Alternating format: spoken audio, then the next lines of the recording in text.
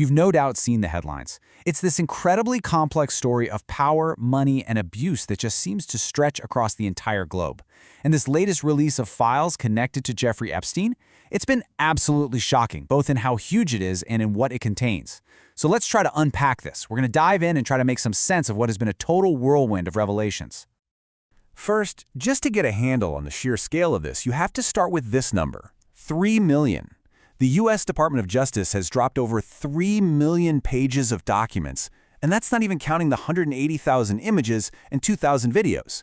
It's just a staggering amount of information, and you can bet that investigators and journalists are going to be digging through this for a long, long time. So how do we even begin to understand the fallout? Well, we're going to look at it like a ripple effect, We'll start right at the epicenter, the data dump itself. Then we'll move outward to the victims, who are really at the heart of this whole story. From there, we'll look at the political crises that have just exploded on 2 different continents, the powerful people in royalty and business who are all tangled up in this web, and finally, we'll ask, what happens next? Where do we go from here in the search for justice? Right, so this whole thing, it didn't just happen all at once. The release of these files was more like a daily drip of bombshells that just kept landing, one after another, over one absolutely chaotic week. Every single day brought some new, shocking development. I mean, just look at how this played out.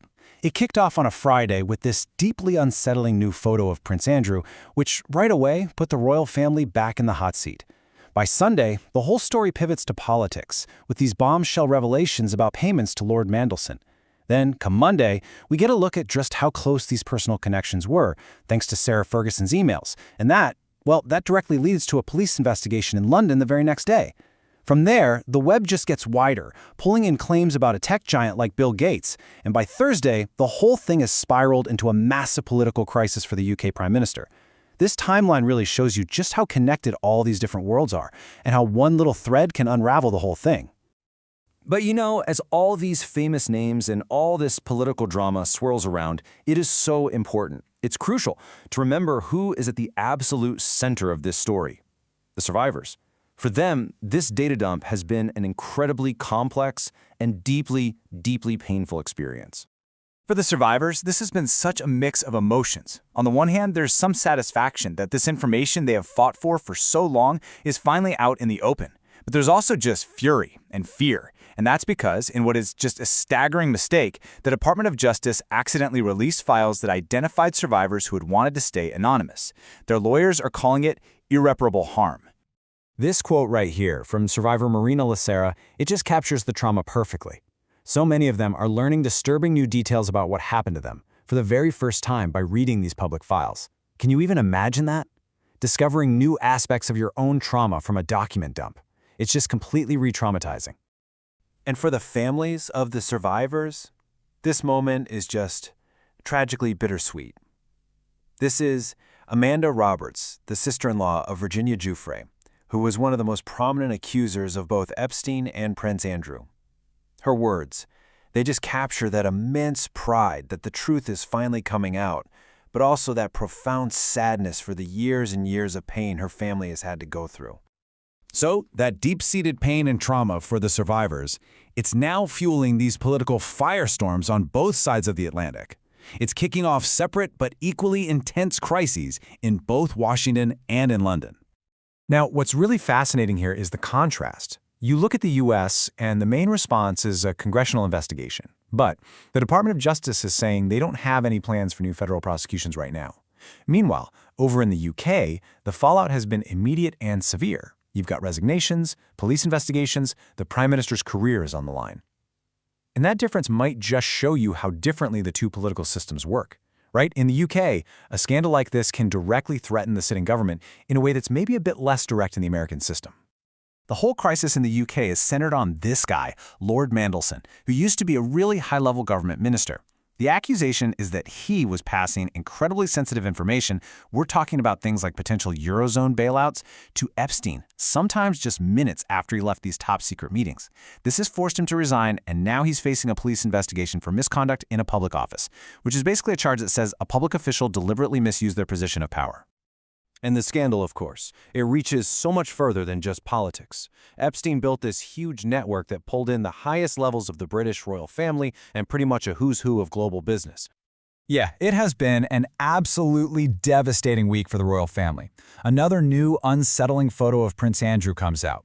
Then you have emails from Ghislaine Maxwell that seem to confirm that infamous photo of Andrew with Virginia Giuffre, the one he tried to cast doubt on, is actually real.